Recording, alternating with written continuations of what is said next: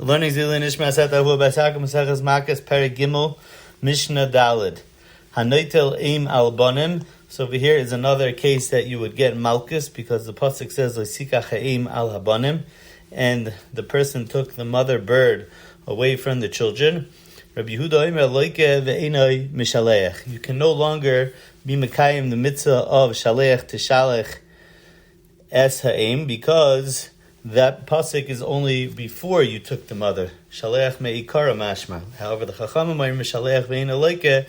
They hold that now you could be Mishaleach because they hold Shaleach to Shaleach is after Leisikach Eim Alabanim, and it's a lav hanitek le essay. Zeh klal kol mitzvahs leisei sheyesh bo kum asay ein chayavim aleh. Any mitzvahs leisei that there's a kum asay afterwards, you will not be chayavin. In the Gemara, there's a machlekes, but it's kimu v'lei kimu or bitu v'lei bitlu. If you hold bitu v'lei bitlu, that means that the lav is only nigmar once. You're only going to get malchus on this lav only once you're mevatel the essay, that you can no longer send let's say in this case of Leisikach Eim Alabanim, only if the mother dies or you shech the mother, so now you can no longer be Mekayim Shalech to Shalech Hazeim. But until you're mevatel it, you're not going to get malchus on the lav. However, according to the Mandar Mekayim V'loi Kaimu, so they're going to bring you to Bezdin, and you have a choice. You could either get malchus or be Mekayim the essay. Only once you're Mekayim the essay, then you won't get malchus on the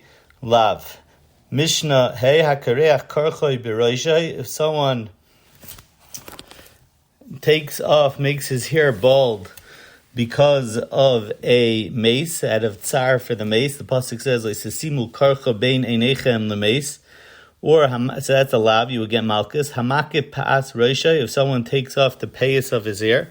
Tiferes Yisrael over here brings the machlekes. The Rambam says it's dafka with a tar that you're chayiv, similar to like we're going to say by mashchis pa'as ziknoi. And however, the Rosh says that even not a tar, which is what we would pass him, even samach lebasar b'misparayim with a scissor, if it's near the basar, let's say a size 2, that's what they say on a haircut machine. So then you're ready, going to be over the lav of loisake pas roishay. The hamashchis pas zignoi be'azakein, that we're going to learn at the end of the Mishnah, that according to the Tanakama, you're dafka chayiv with a tar, with a razor. And we're going to see also in the end of the Mishnah which part of the beard you're not allowed to take off with a razor. And lastly, hasareyat srita achas ala mace, if someone scratches his skin because of a mace, that's similar to kareach karcha beroishay, so then chayiv, he's going to be over a lav. So, and on that, the Mishnah has a more detailed start. Srita achas al chamisha mace and chamish sritas ha mace achas. If you did it one time for 5 different mason, or 5 times for one mason, either one, there's a riboy that you're going to be chayiv 5 lavin, chayiv al kalachas v'achas.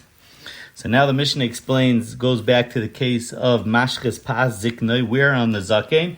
So la roish shtayim achas mikan v'achas mikan, one on the right, one on the left. V'ala zakein, and by the beard lower down is shtayim mikan v'shtayim mikan, v'achas melamata, and one on the bottom.